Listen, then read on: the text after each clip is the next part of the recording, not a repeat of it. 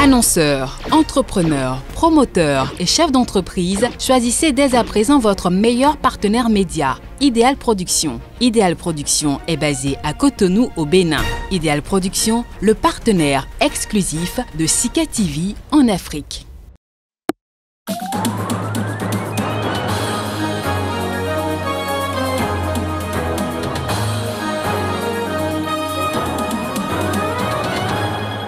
Attaque djihadiste au Burkina Faso, au moins 8 supplétifs civils tués dans le nord. Leur patrouille a été attaquée ce mercredi.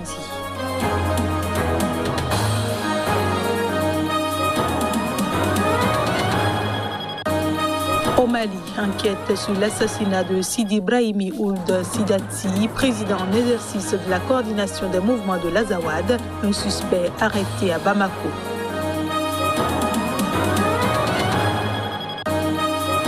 Vaccin contre la Covid-19, le Malawi va détruire plus de 16 000 doses de vaccins expirés. Ces doses font partie d'un lot de 102 000 envoyés par l'Union africaine.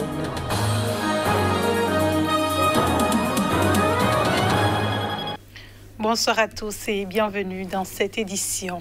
Un des principaux chefs des ex-rebelles du nord du Mali, Sidi Brahimi Ould Sidati, président en exercice de la coordination des mouvements de l'Azawad, a été assassiné par balle ce mardi matin à Bamako pour des raisons encore inconnues. Alors que les enquêtes sont en cours pour démasquer les auteurs du crime, un suspect a été arrêté à Bamako. Les précisions.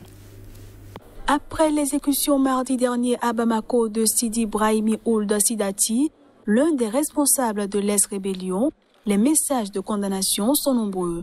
Le président en exercice de la coordination des mouvements de l'Azawad a été assassiné par balle pour des raisons encore inconnues. Son inhumation est prévue vendredi près de Tombouctou. Alors que les enquêtes sont en cours pour démasquer les auteurs du crime, un suspect qui tentait de voyager par avion a été interpellé par la police ce mercredi à l'aéroport de Bamako. D'après certaines sources, il est toujours entre les mains de la brigade d'investigation judiciaire. Il est plutôt jeune, de nationalité malienne, et il dirige une entreprise appartenant à son défunt père.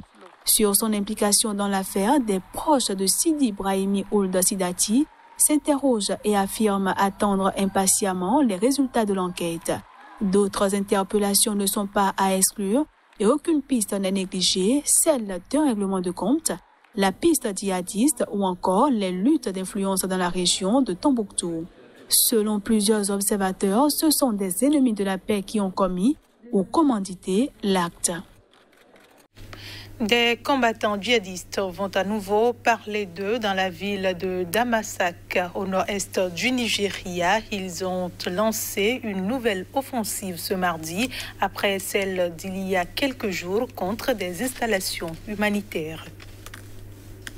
Des dizaines de combattants djihadistes ont lancé mardi une nouvelle offensive sur Damasak, dans le nord-est du Nigeria, quelques jours après une attaque contre des installations humanitaires dans cette ville, ont indiqué à l'AFP des habitants et des sources militaires. Des combattants du groupe État islamique en Afrique de l'Ouest, ISWAP, ont pris d'assaut Damasak, à la frontière avec le Niger, vers 17h temps universel, à bord de plusieurs camions équipés de mitrailleuses. Ils ont attaqué la base militaire et un poste militaire, donnant lieu à des échanges de tirs nourris, ont précisé ces sources. Un groupe a attaqué la base militaire, incitant les troupes à riposter, tandis que le deuxième groupe s'en est pris à une position militaire à la périphérie et a réussi à y déloger des soldats. Le troisième groupe s'est infiltré dans la ville par le nord et a mis le feu à un poste de police selon une source militaire. N'ayant pas réussi à envahir la base militaire, les djihadistes ont battu en retraite et sont entrés dans la ville, tirant sporadiquement pendant que les habitants s'enfermaient chez eux. Tout ce que nous entendons, ce sont les coups de feu et les cris des insurgés, a indiqué un habitant. Lundi, des rumeurs d'une attaque imminente s'étaient répandues dans la ville, alors que les djihadistes avaient été aperçus dans plusieurs camions armés dans un village à 4 km de Damasak, selon des habitants.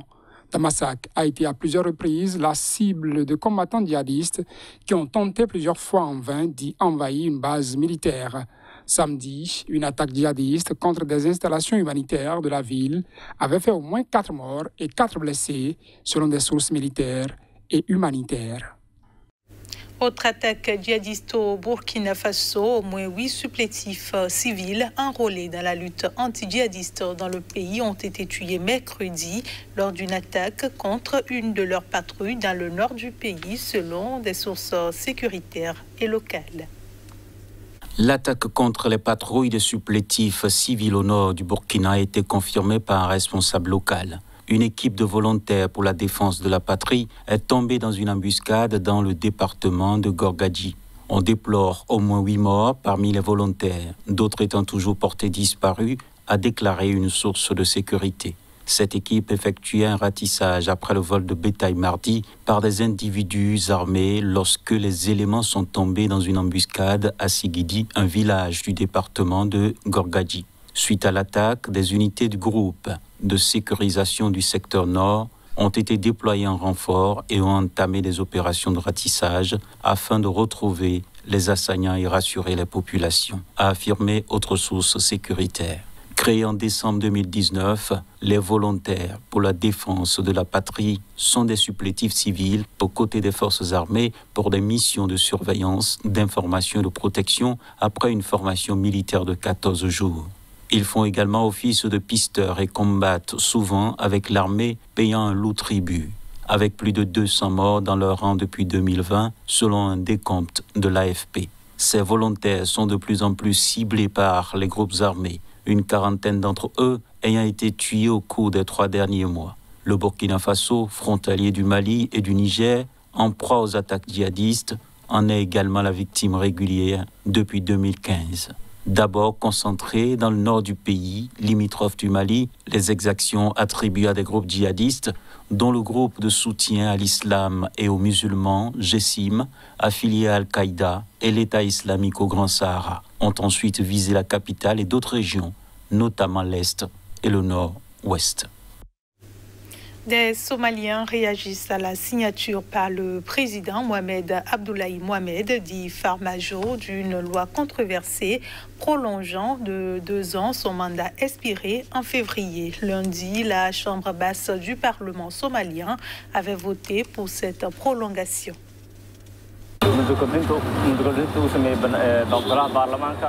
Je pense que la prolongation de 2 ans du Parlement est une erreur car, constitutionnellement, les élections doivent avoir lieu tous les 4 ans. Donc la prolongation est illégale et peut conduire le pays à une crise politique.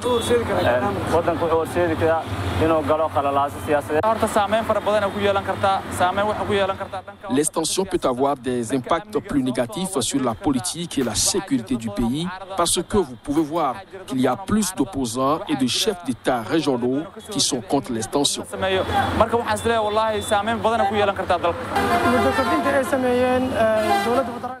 Je pense que la prolongation de 2 ans accordée au gouvernement est juste, car les dirigeants des États régionaux n'ont pas pu trouver de solution. Le Malawi envisage de détruire 16 000 doses de vaccins anti-Covid qui ont atteint leur date de péremption. Ces doses font partie d'un lot arrivé dans le petit pays pauvre d'Afrique australe il y a 3 semaines. Les détails. Sur un lot de 102 000 doses de vaccins Covid envoyés par l'Union africaine au Malawi, quelques 16 400 n'ont pas été utilisés et ont expiré le 13 avril, selon le ministre de la Santé. Nous avons utilisé la plupart des vaccins envoyés par l'Union africaine. Mardi, à leur date d'expiration, il en restait seulement 16 400 qui n'avaient pas servi, qui vont maintenant être détruits et jetés. Sur le total de 530 000 doses reçues dans le pays via le programme COVAX, le gouvernement indien et l'UA, toutes les doses du vaccin AstraZeneca, 46% ont été utilisées à ce jour, a ajouté le ministre de la Santé. Depuis les premières vaccinations en mars, le Malawi a seulement vacciné 300 000 personnes sur les 11 000 ciblées, soit un objectif de quelques 60% de la population pour être suffisamment protégée, selon le ministre. Des citoyens se font vacciner, mais le scepticisme ralentit l'atteinte des objectifs. Les rumeurs, en particulier autour de AstraZeneca en Europe, participent, selon les sociologues, à l'apathie à se faire vacciner. Malheureusement, le gouvernement et les responsables de santé n'ont pas fait grand-chose pour contrer les fausses nouvelles, les rumeurs, estime-t-il. Et puis l'ONU en mission de bons offices en RDC, l'émissaire de l'institution a rencontré mercredi l'ancien président Joseph Kabila. Précision à travers cet élément. L'émissaire des Nations Unies en République démocratique du Congo a rencontré mercredi l'ancien président Joseph Kabila, mis à l'écart par son successeur Félix Tshisekedi avec la fin de leur coalition au pouvoir.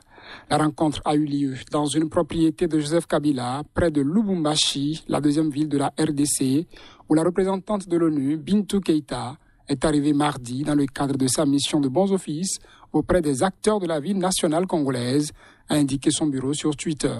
Elle voulait le point de vue du Raïs sur la situation générale et la situation sécuritaire, a indiqué Barnabé Kikaya, un proche conseiller de l'ancien président.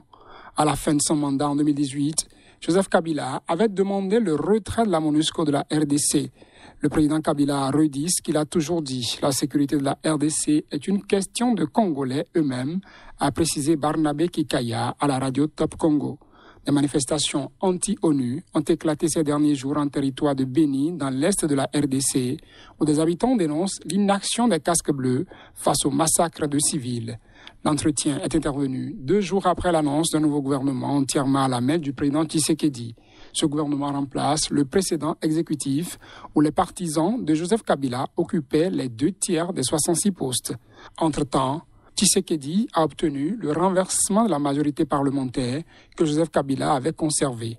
À la tête d'une des plus importantes missions de maintien dans le monde, la Guinéenne Bintou Keïta a pris ses fonctions en RDC en février, après le renouvellement en décembre pour 1 an du mandat de la MONUSCO par le Conseil de sécurité de l'ONU. Présente en RDC depuis 1999, la mission de l'ONU compte environ 15 000 militaires et policiers, avec un budget annuel avoisinant 2 milliards de dollars.